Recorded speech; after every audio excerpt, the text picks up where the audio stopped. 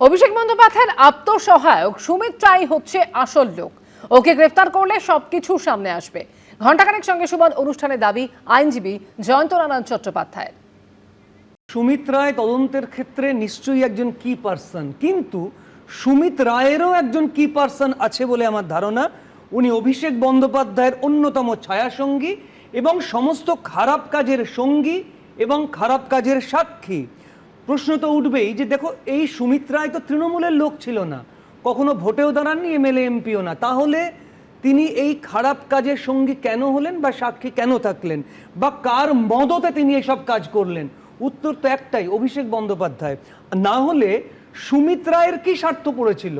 কারণটা হলো অভিষেক বন্দ্যোপাধ্যায়ের প্ররোচনায় বা অভিষেক বন্দ্যোপাধ্যায়ের নির্দেশে যাবতীয় খারাপ কাজ সুমিত রায় করেছেন। সেই জন্যই আমি সুমিত রায়কে বললাম তদন্তে অন্যতম কি পার্সন।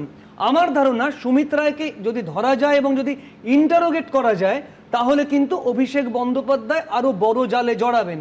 সাধারণ মানুষ বারবার প্রশ্ন করছেন, অলরেডি প্রশ্ন উঠতে শুরু করেছে ফেসবুকে, যে 3 বার গেল আর 3 বার বেরিয়ে এলো, হলোটা কি?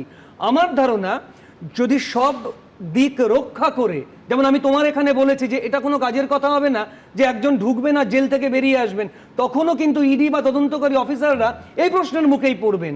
কাজেই যদি অভিষেক বন্দ্যোপাধ্যায়কে গ্রেপ্তার করতে হয় উপযুক্ত তথ্য প্রমাণের সাহায্যে, তাহলে কিন্তু সুমিত রায়কে লাগবেই লাগবে। শুধু তাই নয়, কালীঘাটের কাকুর সেই বিখ্যাত বক্তব্য তুমি মনে করে দেখো যে আমার সাহেবের কাছে কেউ ছুতে পারবে না, এত কনফিডেন্স কি করে হয়? তার কারণটা হচ্ছে অভিষেক বন্দ্যোপাধ্যায়। এবার বিধানসভাতেও কোণঠাসা মমতাপন্থী তৃণমূল। আগামীকাল থেকেই শুরু হতে চলেছে বিধানসভার বাজেট অধিবেশন, আর তার আগে সর্বদলীয় বৈঠক এবং বিজনেস অ্যাডভাইজারি কমিটির বৈঠক ডাকেন অধ্যক্ষ। সেখানে ঋতব্রত বন্দ্যোপাধ্যায়ের নেতৃত্বে বিদ্রোহী বিধায়করা হাজির হলেও ডাকই পেলেন না শোভনদেব চট্টোপাধ্যায়, কুণাল ঘোষরা। ভোটে ভরাডুবির পর কালীঘাট তৃণমূলে কার্যত রাহুল ছায়া।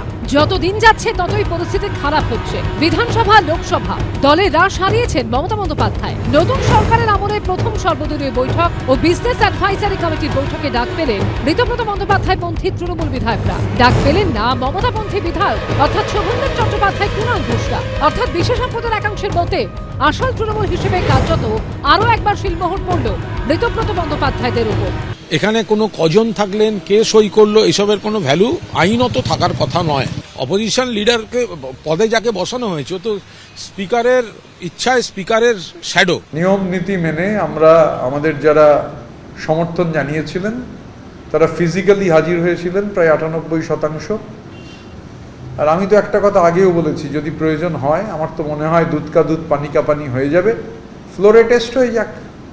ফ্লোর টেস্ট করলেই তো আর বাইরে বাইট দেওয়ার এত মানে বিষয় থাকে না।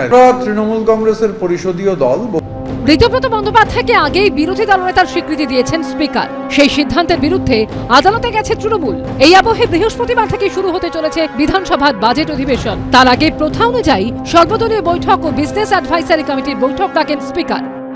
বিরোধী দল হিসেবে এখানে সবাই উপস্থিত ছিল, লিডার অফ অপোজিশন এন্টাইটেলড হয়েছেন, সেই হিসাবেই তাকে আমি উল্লেখ করলাম। বিধানসভা ভোটে হারের পর সংসদে ভেঙে খান খান হয়ে গেছে তৃণমূল। এখন আর মমতা বন্দ্যোপাধ্যায় নন, তৃণমূলের বিদ্রোহী সাংসদদের মুখে শুধুই নরেন্দ্র মোদী, অমিত শাহ ও শুভেন্দু অধিকারীর প্রশংসা। Under the leadership of Honorable Prime Minister Narendra Modi ji and Honorable Home Minister Amit Shah ji, they are looking into the affair of this merger. We'll work together with the NDA. আমরা সাংসদ, আমরা আজকে NDA গভর্নমেন্টকে support করছি। আমরা শুভেন্দু অধিকারীর পাশে রয়েছি, আমরা শুভেন্দু অধিকারীকে সাপোর্ট করছি। আমি জানি উনি ভালো কাজ করবেন। দিদি নম্বর 1 এখন বাংলাকে নম্বর 1 করতে চাইছেন? না না, বাংলাকে নাম্বার 1 করবে বিজেপি সরকার। পাল্টা কটাক্ষ ছুড়ে দিয়েছেন কুণাল ঘোষ।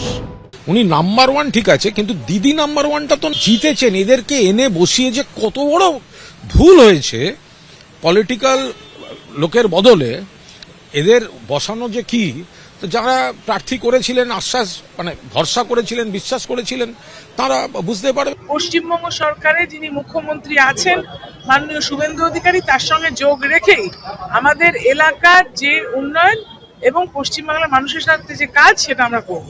মঙ্গলবার লোকসভার সেক্রেটারি জেনারেলের কাছে গিয়ে এনসিপিআইতে যুক্ত হতে চেয়ে চিঠিতে সই করেন রচনা বন্দ্যোপাধ্যায়। বৈঠক করেন বিজেপি সাংসদ নিশিকান্ত দুবের সঙ্গেও। উজ্জ্বল মুখোপাধ্যায়, আশাবুল হোসেন ও বিজেন্দ্র সিংহর রিপোর্ট, এবিপি আনন্দ। এবিপি আনন্দ, এগিয়ে থাকে, এগিয়ে রাখে।